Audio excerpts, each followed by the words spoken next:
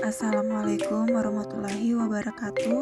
Kami dari kelompok 5 akan mempresentasikan hasil kerja kami. Nama saya Maulia Reza. Nama saya Dewi Sofia Hafsoh. Saya Nilo Sanita Febrianti. Saya Safana Fadila. Saya Fadli Tofian Ainuraka. Transisi dari tahap define ke tahap ideate. Dalam mode define, kita menentukan tantangan bermakna yang harus diambil. Dan dalam mode ideate, kita harus fokus menghasilkan solusi untuk mengatasi tantangan tersebut. Sudut pandang yang digunakan haruslah terbuka. Langkah transisi yang baik untuk dilakukan adalah membuat daftar bagaimana mungkin kita melakukan hal tersebut.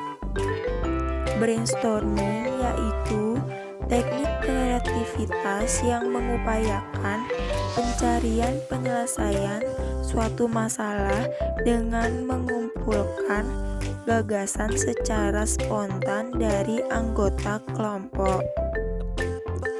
Brainstorming biasanya adalah himpunan bagian dari seluruh masalah dengan terfokus pada berbagai aspek tantangan. Kemudian, ketika kita pindah ke tahap ideation, kita dapat memilih topik yang berbeda dan mencoba beberapa hal untuk menemukan spot yang tepat di mana grup dapat benar-benar menghasilkan sejumlah ide menarik. Tahap ideate adalah mode dari proses desain yang berkonsentrasi pada pembuatan ide. Ini menggambarkan proses yang meluas dalam hal konsep dan hasil.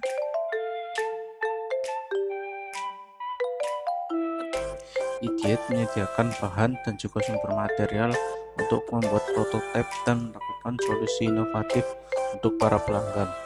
Tahap ideate digunakan untuk bertransisi dari mengidentifikasi masalah ke menciptakan solusi untuk pengguna produk. Ideation adalah kesempatan untuk menggabungkan pemahaman kita miliki tentang ruang masalah dan orang-orang yang sudah kita rancang dengan imajinasi kita untuk menghasilkan konsep solusi. Di awal proyek desain, ideate mendorong berbagai kreasi seluas mungkin, bukan sekedar menemukan solusi tunggal terbaik. Penentuan solusi terbaik akan ditemukan kemudian melalui pengujian dan feedback dari pengguna. Berbagai bentuk ide dimanfaatkan untuk yang pertama, langkah yang jelas dan dengan demikian meningkatkan potensi inovasi dari solusi kita. Yang kedua, memanfaatkan perspektif kolektif dan kekuatan tim. Yang ketiga, menemukan area eksplorasi yang tidak terduga. Yang keempat, membuat kelancaran berupa volume dan fleksibilitas berupa variasi dalam opsi inovasi kita.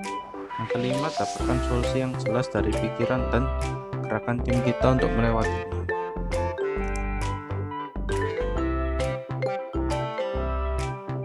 Kita menghasilkan ide dengan menggabungkan pikiran sadar dan bawah sadar kita, kemudian juga pikiran rasional dengan imajinasi. Misalnya dalam brainstorming, kita memanfaatkan sinergi grup untuk mencapai ide-ide baru dengan inspirasi dari ide-ide orang lain. Hal tersebut dilakukan dengan cara memposisikan diri kita dengan bahan yang menginspirasi dan mencakup untuk semua kesalahpahaman yang memungkinkan kita untuk mencapai lebih dari yang kita bisa dengan berpikir sederhana tentang sebuah masalah. Teknik ideate yang lain ialah membangun atau building, yaitu secara fisik membuat sesuatu sampai pada titik di mana keputusan perlu diambil. Ini mendorong ide-ide baru untuk maju. Ada teknik-teknik ideate yang lain seperti body storming, mind mapping, dan sketsa. Tapi satu tema yang digunakan ialah menangguhkan penilaian, yaitu memisahkan generasi ide dari evaluasi ide. Dengan melakukan itu, kita akan memberikan imajinasi dan kreativitas berpendapat, juga menenangkan sisi rasional kita dalam mengetahui bahwa kita akan mendapatkan pemeriksaan jasa nantinya. Untuk menghindari kehilangan semua potensi inovasi yang sudah kita hasilkan melalui IDET, maka direkomendasikan proses pertimbangan pilihan, di mana kita membawa banyak ide ke dalam pembuatan prototipe, jadi menjaga potensi inovasi yang kita miliki. Melalui permasalahan kelangkaan bahan makanan sehat, kami berusaha untuk saling berbagi informasi untuk menyamakan persepsi. Karena informasi yang kami dapat begitu beragam dan melalui berbagai media, kami sepakat dan menyimpulkan bahwa kami membutuhkan produk yang sifatnya tahan lama namun tanpa adanya pengawet demi menjaga daya tahan tubuh tetap baik. Selain itu, kami juga perlu menciptakan produk yang ringan dan instan untuk dikonsumsi. Kami pun harus menyesuaikan agar produk kami nantinya cocok untuk mengatasi permasalahan pengguna dan jenis produk ini disukai oleh banyak orang. Setelah menganalisis permasalahan pada tahap define, muncul berbagai ide atau masukan dari anggota kelompok kami yang nantinya ide-ide ini akan disatukan atau dipilih yang cocok dan manfaat serta inovasi yang paling besar. Pendapat dari anggota kami yang pertama bernama Nilusanita Febrianti, yaitu pembuatan produk makanan atau minuman yang mampu mengatasi kelangkaan pangan di masa wabah COVID-19, terutama dampak bagi masyarakat yang menyediakan stok makanan tahan lama dan mengandung pengawet seperti mie instan dikarenakan disarankan untuk di rumah saja. Produk yang kami maksud lebih merujuk kepada produk sehat yang dapat menutrisi tubuh dan juga ditemukan dengan mudah dan tersedia cukup dalam waktu yang lama, berupa makanan ringan atau sirup yang mampu memenuhi gizi, namun tidak mengandung bahan kimia. Pendapat dari anggota kami yang kedua bernama Maulia Reza Iswandi, yaitu membuat produk berupa madu, di mana produk ini memiliki manfaat dan mampu bertahan lama. Madu juga menjaga daya tahan tubuh dan imun masyarakat. Dalam mengatasi terdampaknya COVID-19, dapat menjaga tubuh agar imunitas tetap terjaga dengan makan yang sehat seperti berbahan dasar dari madu.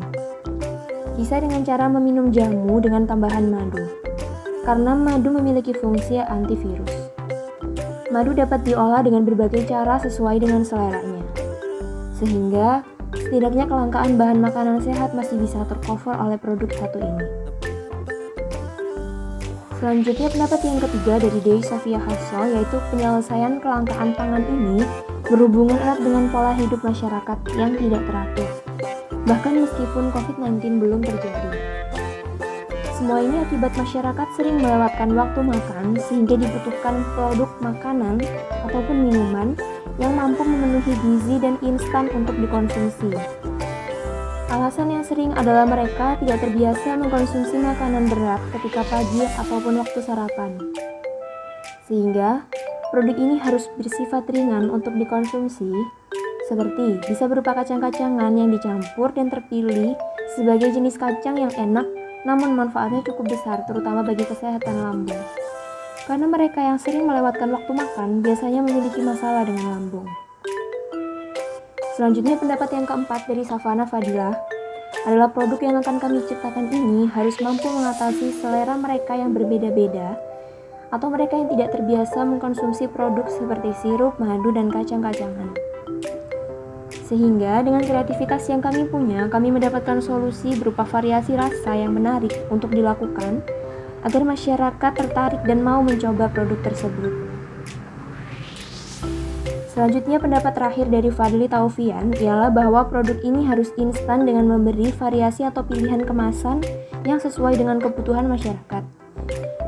Variasi produk ini bisa bermacam-macam, mulai dari rasanya, kemasan, atau harganya.